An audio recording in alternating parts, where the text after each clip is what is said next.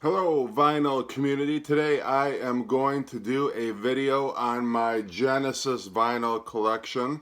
Now there seem to be two camps of people, well actually three camps. The first camp of people are the Peter Gabriel era Genesis who prefer the progressive rock Genesis. And then there are the people who started getting into Genesis or prefer the Genesis when Phil Collins was making a lot of the popular Genesis music. And then there are the people who actually, oh, God damn it. See, okay. Take two. Hello vinyl community. Today I'm going to be going over, no, I won't. All right.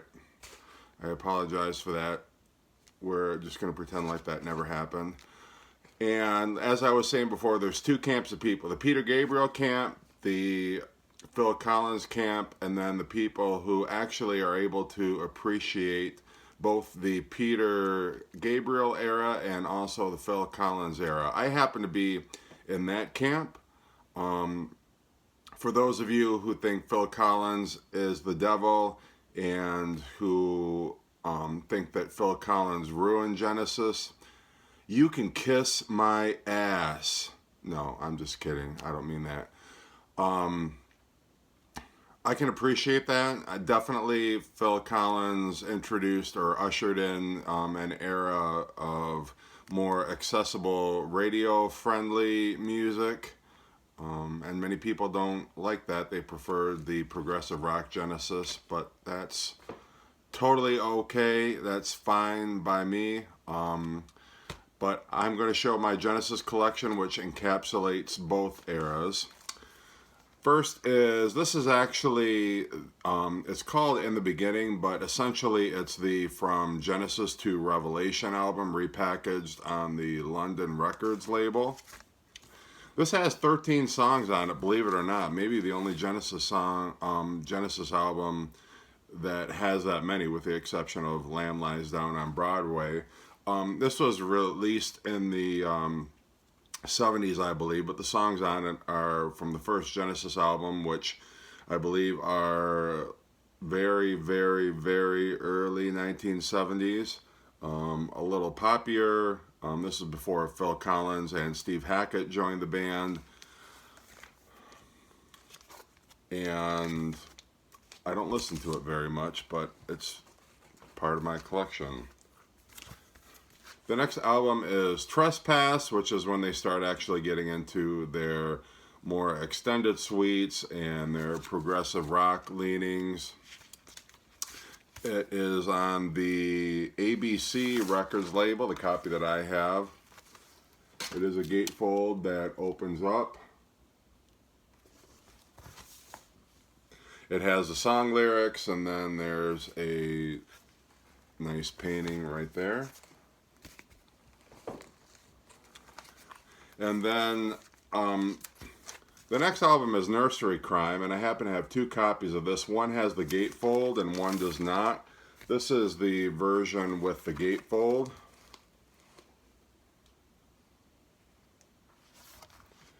And this is on the Charisma label.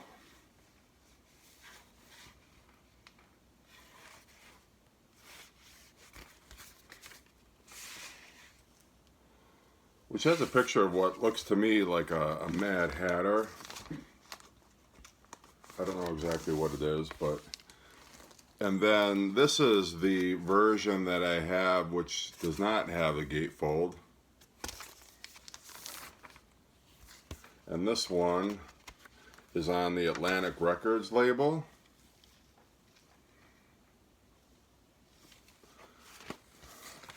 So I'm not sure why that is. Perhaps Atlantic Records re-released it. I don't know. I have not looked up the history of why that is. Next album is Foxtrot, and I guess this is a German pressing of this. It is with a gatefold.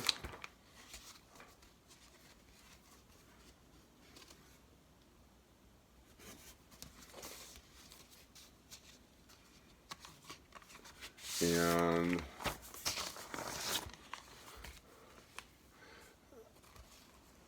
this is the record label.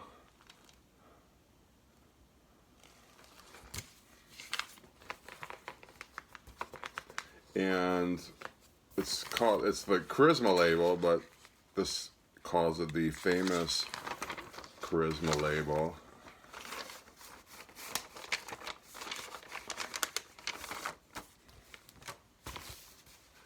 And what it reminds me of is, I think it was April Wine. They had an album, and I don't remember the name of it, but there was like a Mad Hatter or something on the cover of it. And that's what that picture reminds me of. I can't even think of the name of it right now, but at any rate, Foxtrot, I know for many people, is their favorite album. It's got Watcher of the Skies on it, and of course, Supper's Ready, which is one of the all-time classic Genesis progressive rock songs. And I will say this, the artist, and I don't remember his name, the artist, Genesis was not happy with the artwork on this album. And this is the same artist who did the artwork for Nursery Crime. And apparently they were so unhappy with it that this is the last time that they used this particular artist. Which, I don't know that it's that bad. Maybe not my favorite Genesis artwork, but I didn't think it was grotesque or anything. This is Genesis Live.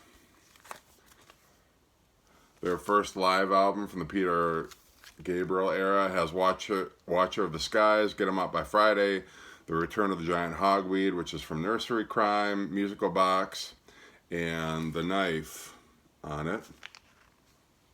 And this one is, I don't even know what label it's on. Again, on the Charisma label.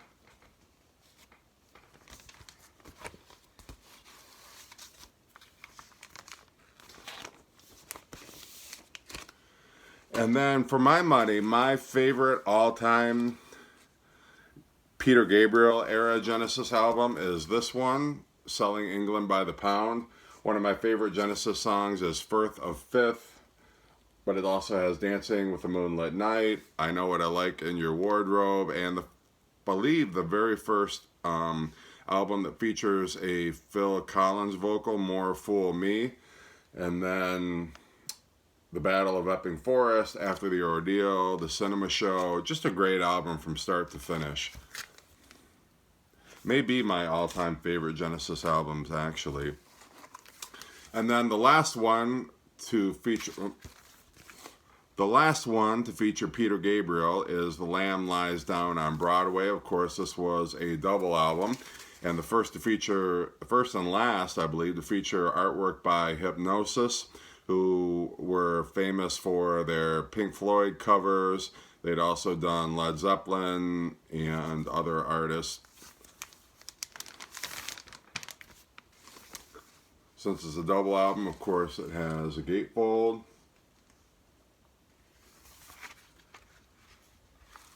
And this is on the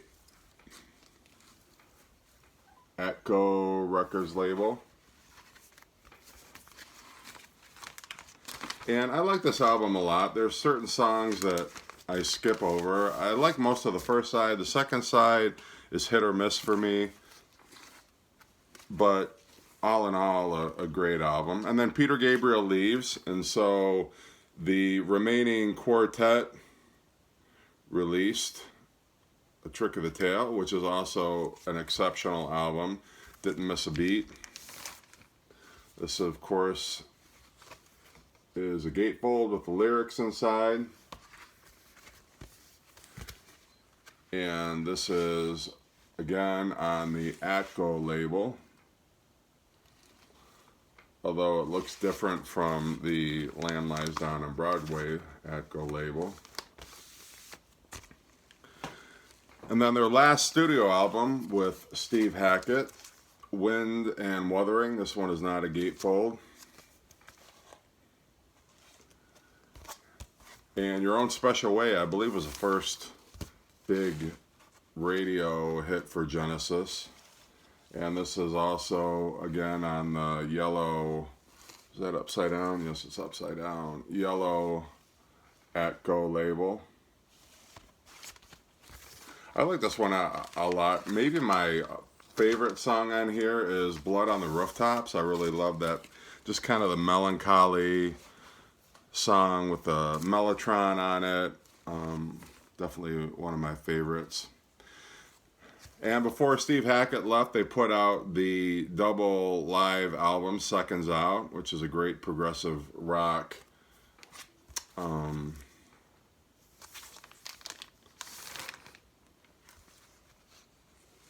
record. It is a gatefold, of course. And some people I've heard say that they feel that Phil Collins sings the Peter Gabriel songs better than Peter Gabriel does on this live album. I don't know about that, but Phil Collins, of course, is a great vocalist. But this is an excellent album. Leads off with Squonk from Trick of the Tail, the Carpet, and for some reason it's called the Carpet Crawl on here instead of the Carpet Crawlers. I'm not sure why that is. Firth the Fifth, like I said before, one of my favorite songs. I Know What I Like, Lamb Lies Down on Broadway, Musical Box. Side 3 is entirely Supper's Ready.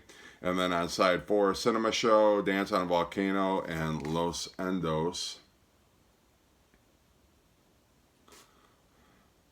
And strangely enough, I don't believe there's anything off of Wind and Wuthering on this, even though it came after Wind and Wuthering. And so Steve Hackett leaves, and the aptly titled And Then There Were Three album,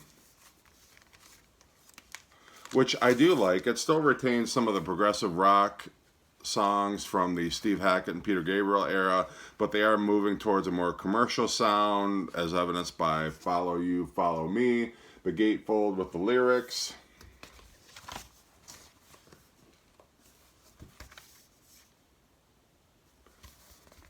And the lettering kind of got that angular logo that started out with Lamb Lies Down on Broadway, and it's carried over now for the third album. Now, the second album as a trio was Duke, and I remember before I even knew anything about Genesis, I remember seeing this in record stores thinking, God, that's kind of a cool cover. I love the little cartoonish animation of it.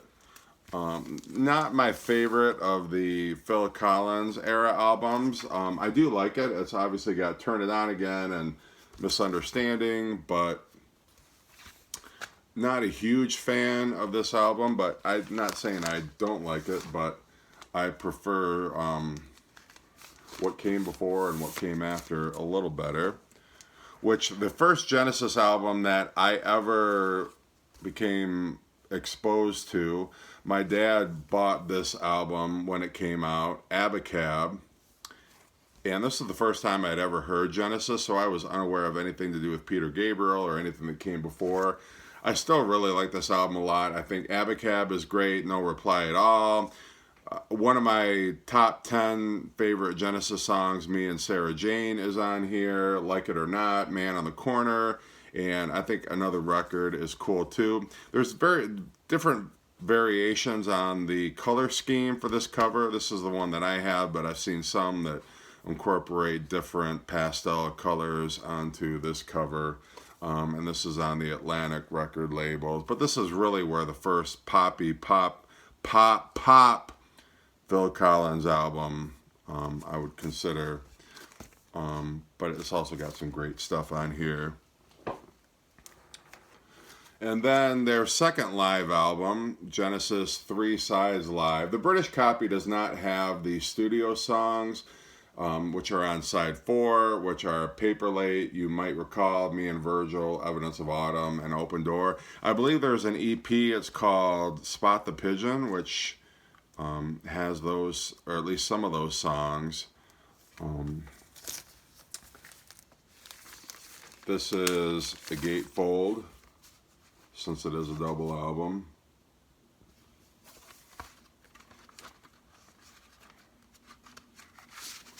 And it is on, for the first, well, one of the first times, a customized, customized label. And a very cool live album. I like the Turn It On Again, the live version, which I think was probably more popular than the version on Duke. But, you know, not a bad live album. I don't know that I like it as much as Seconds Out. But this is actually the third, I apologize, the third live Genesis album, because there was the Genesis live album during the Peter Gabriel era, Seconds Out, and now Three Sides Live. Don't know why they never made it Four Sides Live, but nonetheless. And then, delving even more into the singles pop arena, the self-titled Genesis album. Although Mama, Home by the Sea, and Second Home by the Sea have some progressive rock, retain some progressive rock sensibilities. Obviously the hits were That's All and Illegal Alien, Just a Job to Do. But could have just as easily maybe been a Phil Collins solo album, some of this stuff, but I do enjoy it a lot. And then the very last Genesis album that I have is Invisible Touch, with the title track, which was a hit, Tonight, Tonight, Tonight, Land of Confusion with the famous puppet video, Domino, I think, is a great song. So, yeah, not a bad album. That is my Genesis collection. At some point, I'll do a video of my Genesis CD collection. And I apologize for the rough start that we got off to on this video, but I appreciate you watching, and have a great day.